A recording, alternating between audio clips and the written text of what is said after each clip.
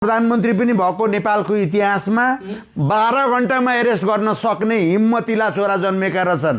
मैले सुरुमा त अब सुदन गुरुङलाई किन अब अलिक यङ नै हो बा सक्ने होइन अलि दह्रो चाहिँ मान्छे गृहमन्त्री खोजेको थिएँ। बरु रवि लामिछानेलाई राजनीतिक प्रतिशोध लिएको हुनाले उहाँ आफै गृहमन्त्री बनेर झ्याप पार्नुपर्छ भन्ने सोचेको थिएँ। किनभने नेपाली जनताले 2/3 दिएको छ। यिनीहरू जतिसुकै कार्यकर्ता उफारे पनि जतिसुकै मसल्स देखाए पनि डराउनेवाला कोही छैन, थरथर काम्नेवाला कोही छैन।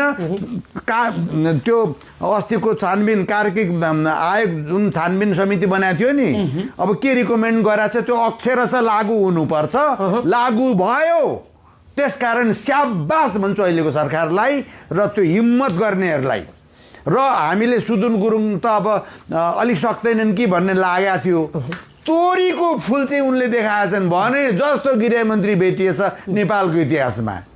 भनेपछि सुदन गुरुङलाई मान्छेले अपरिपक्व, एसएलसी फेल, क्लब चलाएर बसेको व्यक्ति भनेर खिचडीले मजा गरिरहेका थिए। अहिले विश्व प्रसिद्ध कोही छ भने नेपालको गृहमन्त्रीको नाम छ। ल विचार गर्नु, विश्वमै प्रसिद्ध भइसक्यो।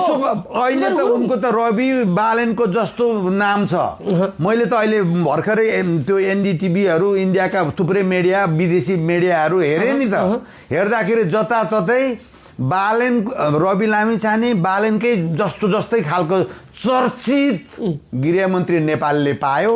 त्यस अर्थमा अब हेर्दै जानु, अब नेपाल यो प्रसव पीडाबाट उम्किन्छ। अब भट्टा